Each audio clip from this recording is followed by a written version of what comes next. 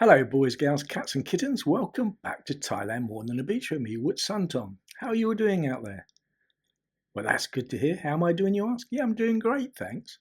So this is part 3 of the TABIEN BAAN and pink card. I do apologise for the length of time it had taken to get there, but we got there in the end. So I'm just going to do a quick update. So we went to the municipality's office. We took all the documents down there. Then we had to wait for an interview with the local minister because he had to sign the documents. However, the local minister at that time was working with the Prime Minister, so therefore he was out the office a lot. But I just presume that's adult speak for I like a round of golf. Anyway, it all worked out well in the end, and I'll catch you up the other side of the intro. See you later.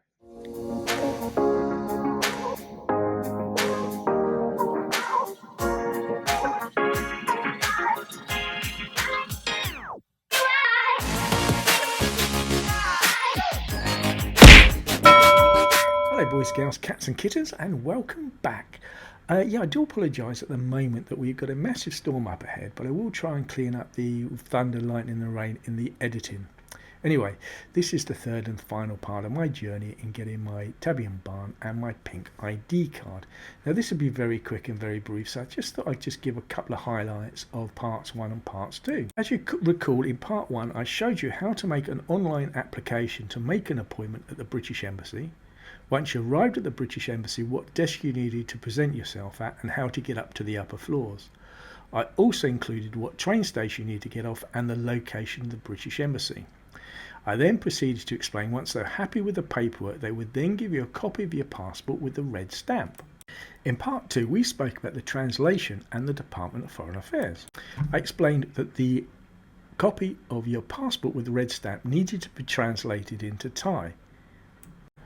I also included the translator that I used in my description below. However, you don't have to use the one I chose, but if you go to the Ministry of Foreign Affairs, there's plenty of translators looking for business. I also included a step-by-step instructions of what floor you need to be on, what department, and then what the process was once you arrived. Additionally, I included what station you need to get off at and the location of the office itself. Furthermore, I also gave the costings. The British Embassy was £25 with the exchange rate at the time at 46.63, so that was 1,165.81 baht. Travel there and back and the return journeys was 300 baht. The translation appointment setting was 400 baht. As I explained, the translator also booked the appointment, which made my life extremely easier. And of course, the Ministry of Foreign Affairs, they charged 400 baht. So the total was 2,265.81 baht. Once the Ministry of Foreign Affairs were happy with your paperwork, you then make an appointment with the town municipality or the AMFA office. So I made an appointment. I went to my town municipality's office and they went through my paperwork. Then they booked an appointment that I must return with my witnesses and the person that owned the house with their blue card. They told me it'd be about a week. I had to wait, as I explained at the intro. It wasn't so clear cut, so I had to wait a little bit longer, but it wasn't a problem. So once we arrived at the appointment with my witnesses and the owner of the house, there's very little for me to do really. I just sat there smiling while they did all the talking. This process took about an hour while they checked and double checked the paperwork. Then they had to sign for everything. Once that was done, everyone was happy. I was then invited then to go get my photograph taken. So there was no charge for the yellow book, but they charged 60 baht for the pink card and an extra 5 baht for the green cover. Now everybody has the green cover, but I just thought I wouldn't include that. Anyway, so the total of everything was 2,325.81 baht, which was quite good value. Now, you need to work out whether it's beneficial for you to use an agent or do it yourself. Now, I found the whole process easy. So you go to the British Embassy online, English, straightforward. You go to the embassy itself, they speak English, there was no problems there with language. Then going then to the Department of Foreign Affairs. Again, they have a great command of English. Some speak English, some don't. But if you get any problems, then you can always use your Google Translate. I was very fortunate that I took a Thai friend with me that negotiated with the translator, and got me a deal. Whether you can get the same deal, I'm not sure, but I did include his details underneath.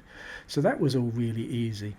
And then going to the municipality's office, again, very little for me to do there. It was all Thai speaking, didn't understand a word of what's going on, didn't really have to. It was just the person in the house with their blue book and then my translator working things out. They then signed their paperwork and stuff, and once it was all done, everybody was happy. As I said, I was then invited to take a photograph.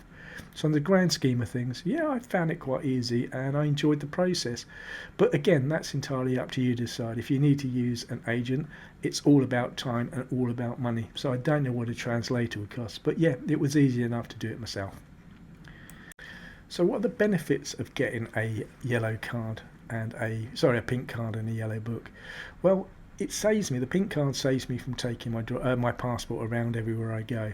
And secondly, because I'm 60, now I've used the SkyTrain, I actually get senior citizens discount because I'm over 60. So I'm sure the amount of times I use the SkyTrain, I can certainly recoup the money that I spent on it.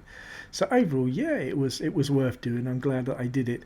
And if I get any more perks or benefits on the way from having the pink card, I will certainly let you know. Anyway, thank you for being part of this journey. I look forward to you on my next journey, where I think I'm now going to try and get my driving licence from the UK changed over to Thai driving licence. So let's see how easy that one is. I'm going to do that by myself without an agent also. But yeah, I'll keep you included on that journey. Anyway, thanks everyone. Anyway, enjoy your week. Speak to you all soon. Bye.